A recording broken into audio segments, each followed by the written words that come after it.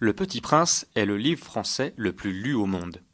145 millions d'exemplaires vendus, 270 langues ont pu lire, les grandes personnes sont décidément bien étranges.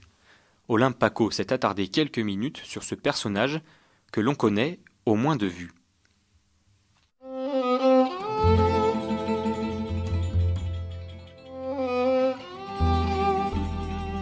Les grandes personnes ne questionnent jamais sur l'essentiel. Quel âge a-t-il? Combien pèse-t-il? Combien gagne son père? Alors seulement elles croient le connaître. Eh bien en ce cas, chers auditeurs, grandes personnes, pour vous, le Petit Prince n'est pas facile à décrire. Il n'a pas vraiment d'âge, il n'a a priori ni frère ni sœur, il doit peser quelques 30 kilos quant à son père, inconnu au bataillon. Physiquement, le Petit Prince est petit, il est blond, il porte un costume vert clair et une écharpe jaune, plus jaune encore que sa chevelure.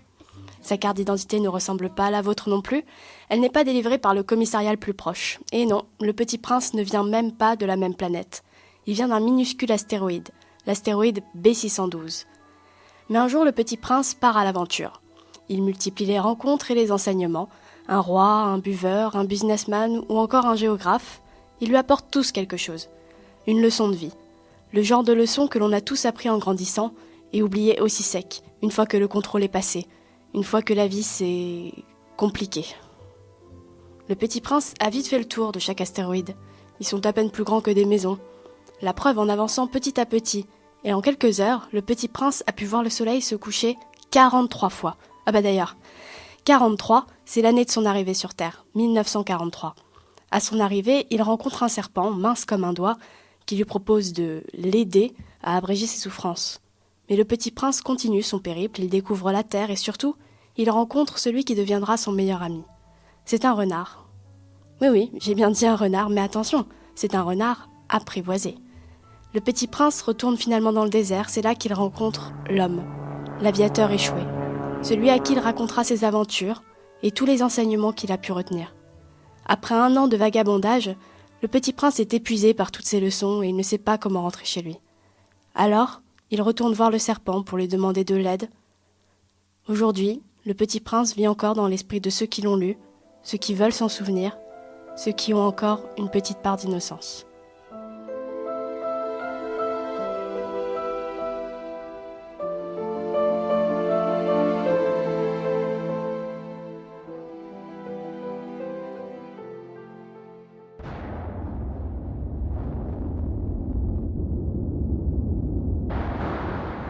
Le Petit Prince, c'est la dichotomie. Le Petit Prince. Dès le titre, le ton est donné. Le ton de l'opposition, de la dualité, de l'antithèse. Celui qui dérange, celui qui juxtapose ce qui n'est pas censé l'être. Pour critiquer, pour réveiller les consciences. Le Petit Prince est petit, mais c'est un prince. Le personnage incarne la notion d'opposition. L'opposition apparaît en même temps que le Petit Prince quand on lit. Et j'ai vu un petit bonhomme tout à fait extraordinaire qui me considérait gravement. Dualité encore quand il parle pour la première fois.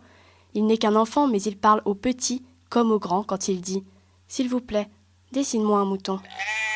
Le Petit Prince, c'est l'histoire d'une rencontre entre un adulte ordinaire des années 1940 et un enfant extraordinaire intemporel. La forme rejoint parfois le fond aussi. Le livre lui-même joue sur l'opposition. Le livre, comme le personnage, est petit, 102 pages, dessin compris. Mais comme un prince, il est grand, grand par son message. Il est tout à la fois un conte et une leçon philosophique. La forme d'un conte, court, accompagné de dessins. Le fond d'une philosophie qui amène à réfléchir les plus adultes d'entre nous. En étant simplement lui, en posant des questions évidentes, le Petit Prince remet en cause des principes fondamentaux ou des principes considérés comme tels. Rien n'est évident pour lui. Il faut toujours demander pourquoi.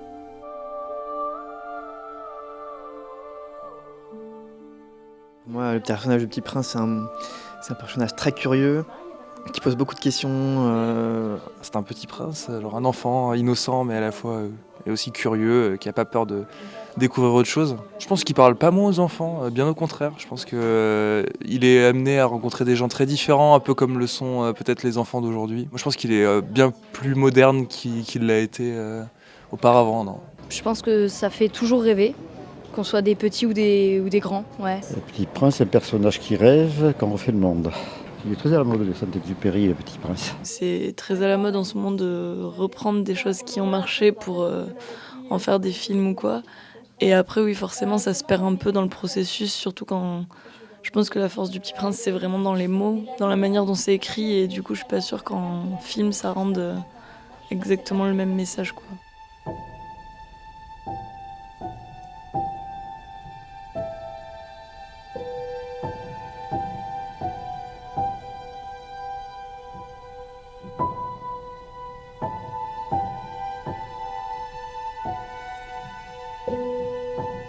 Le Petit Prince n'a pas d'âge, il devrait être intemporel.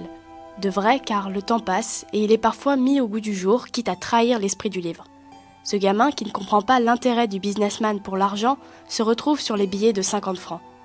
On l'a rencontré pour la première fois en 1943, mais depuis, il a inspiré tous les arts, de l'opéra à la bande dessinée, en passant par le théâtre et le cinéma. Le 29 juillet dernier, c'est un film d'animation qui sort, le récit d'une petite fille née en 2006 qui découvre l'histoire du Petit Prince. La journaliste québécoise Sophie Durocher l'a vécu comme une trahison. La mise en abîme pour actualiser, pour sensibiliser un public du XXIe siècle, n'a pas non plus convaincu le Nouvel Obs qui parle d'un échec rutilant. Ce subterfuge fait que l'histoire véritable du Petit Prince, celle qu'on peut acheter en librairie, n'occupe en fait qu'une demi-heure du film. Pourtant, il a connu un grand succès en Italie par exemple, et il a fait 15 millions d'entrées à l'international comme le site Unifrance Film le rappelle. Et les enfants et les parents à la sortie des salles sont ravis. C'est génial. C'était trop bien. Et c'est émouvant, c'est drôle.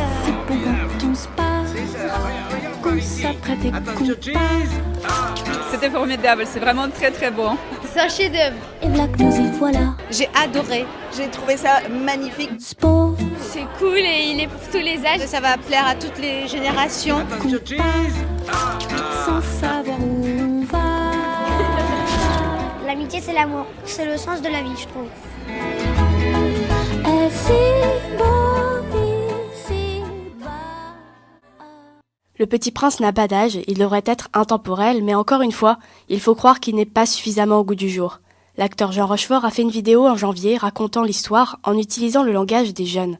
Il va jusqu'à transformer l'une des phrases les plus cultes du livre en disant « Dessine-moi un mouton, gros !» Bon, cette vidéo est drôle, très drôle, surtout quand on entend Jean Rochefort, 85 ans, dire « T'es aussi doué que ma teub !» Mais le côté innocent passe complètement à la trappe, forcément. Le Petit Prince est dans le domaine public depuis 1 an. Les héritiers de Saint-Exupéry souhaitent préserver leurs droits en déposant le personnage comme marque de commerce. Pour que le Petit Prince reste le Petit Prince, innocent, il faudrait peut-être que le monde le soit davantage. 1, 2, 3,